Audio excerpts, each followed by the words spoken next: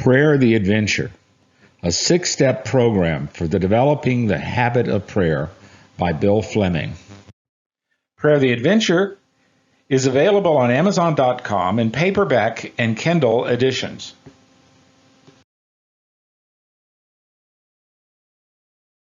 Step 3 is Thanksgiving.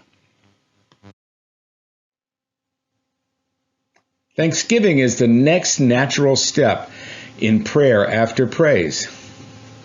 Praise focuses our attention on the person and nature of God, on who God is.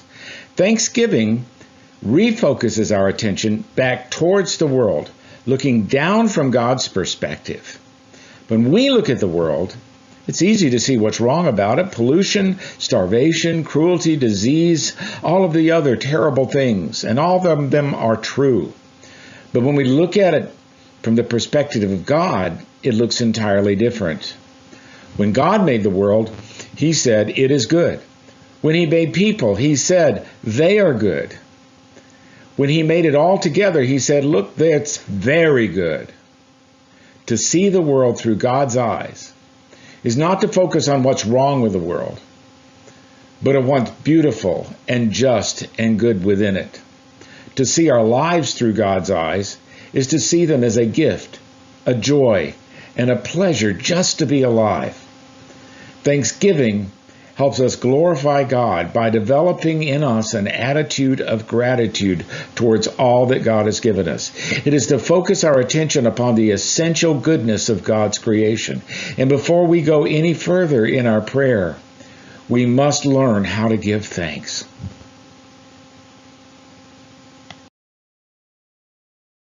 There's a natural progression of direction in prayers. When we take our prayers and we focus upon His nature, we're practicing praise. We're celebrating God for who He is. But after we've looked at God, it's natural that we begin to look at the world around us. And the way we begin that is by looking through thanksgiving. Look at God's works as He presents them in the world around us. Thanksgiving is the development of an attitude of gratitude. It changes the way we look at the world around us. 1 Thessalonians 5:8 says, "In everything gives thanks, for this is God's will concerning you." Romans 8:28 says, "We know that all things work for the good of those who love Him and have been called according to His purpose." Psalm 57:7 says, "My heart is steadfast, O God. My heart is steadfast. I will sing and make music."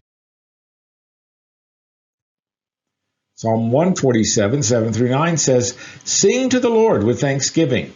Make music to God on the harp." Psalm 75:1 says, "We give thanks to you, O God. We give thanks, for your name is near. Men tell of your wonderful deeds." Now, why is giving thanks so hard? Well, first of all, because we are prone to judgment, and we label everything that happens in our life either good or bad. We are also prone to depression and misnoticing our blessings that are all around us. We are also prone to entitlement, and we regard everything we receive as a payment that we deserve.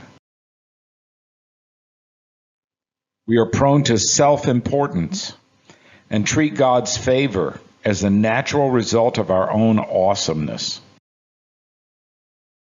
And we are prone to suspicion and think that there are ulterior motives behind every gift. For all that reason, sometimes we find it hard to give thanks.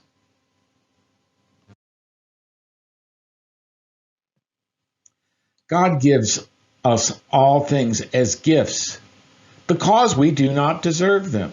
They're not payments, they're gifts. Gifts come with no strings attached.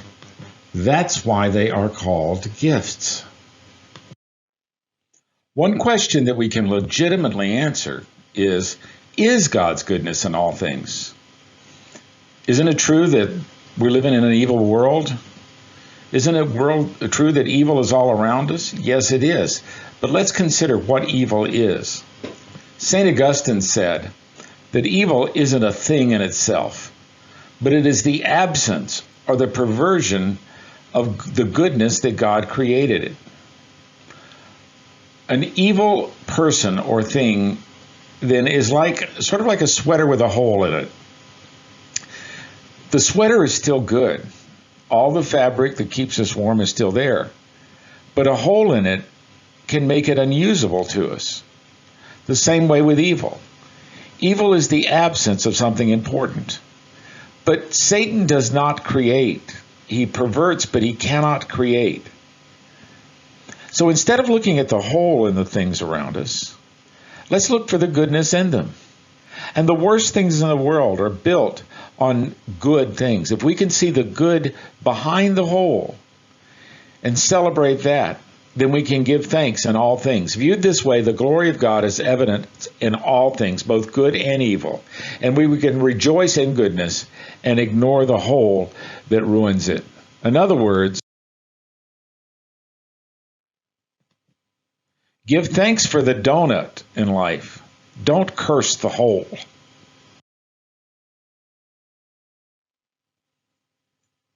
Let's talk about how do we go about living thankfully. Well, first of all, realize that thankfulness is a choice, not a feeling.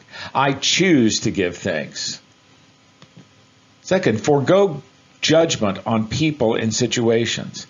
Stop trying to sort everything into good or bad, but simply give thanks for what is. And third, take the long view when you can't take the short view.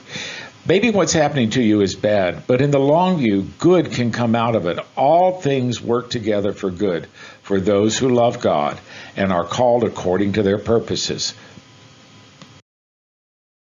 Speaking of giving thanks, let's talk for a moment about how do we say grace and why do we say grace at meals. It's good to bring thankfulness into everything, and having a blessing in a meal is one of the easiest ways to do it. You might want to check out my video on another channel, How to Say Grace. It's up, you can find it on YouTube. But here's some steps to how to say grace.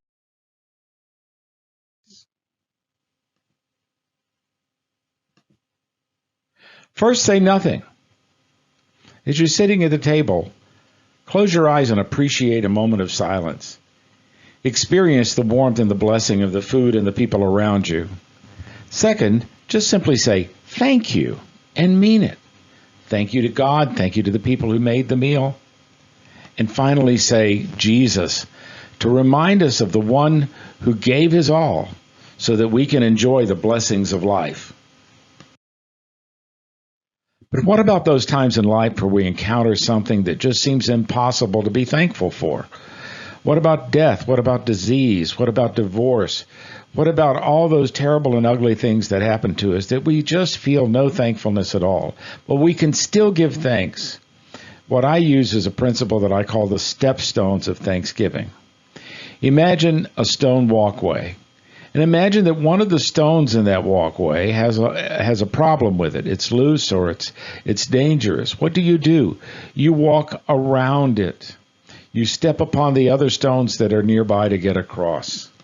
Well, that's the same principle with Thanksgiving. Here's a helpful tool to look for looking for blessings in life. When we come to the loose stone, we walk around it. For every loose stone, there are at least 6 nearby that are strong ones. If you can't give thanks for one weak place in your life, then look for at least 6 blessings that surround it.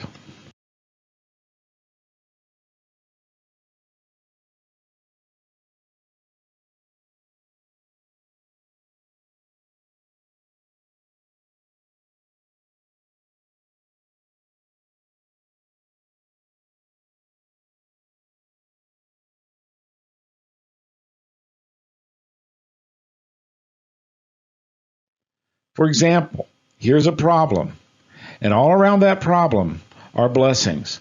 Identify the blessings, and you can give thanks around the problem. Let me give you a couple of examples of that. Trace the blessings that surround your problems. For example, let's say you're having trouble in the family, maybe even a divorce. How do you give thanks for that? Well, let's look what's around that. First of all, you can remember that the family is still healthy. That's still strong. Finances may still be strong or may not be. Everybody is learning and growing through this experience.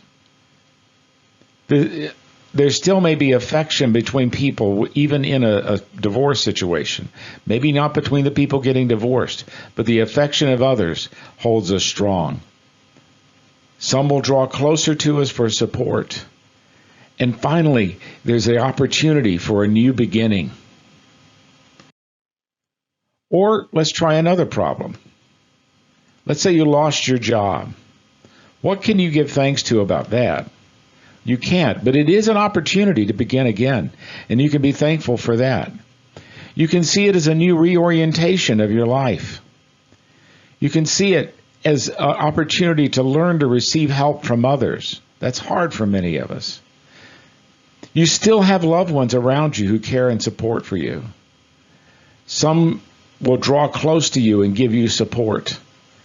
And finally, it's a great opportunity to learn to have a better dependency upon God.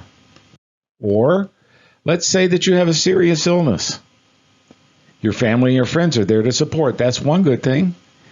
You can develop a greater appreciation of life. You can have more time with God. You get a reorientation of goals because of the threat of death. You get time off from work. And you have an opportunity to learn that life is not about what we do, but who we are, to move from being to doing. Now this week, I want you to practice some stepstones. Start a gratitude list as part of your daily prayer routine. For every trouble you become aware of, do a stepstone chart like I just showed. And remember to thank God for His presence at the end of each prayer time this week. This week, thank God throughout the day if you can in every situation. Say your blessings before meals. Pray and give thanks when you come and go from work. And next week, we'll begin on our next steps. We've already covered meditation, the art of slowing down, praise, seeing God for who He is, thanksgiving, celebrating what He has done. And next week, we will be talking about confession, agreeing with God about ourselves. And then later, we'll cover petition and practicing the presence of God. Next week, we're talking about confession and affirmation.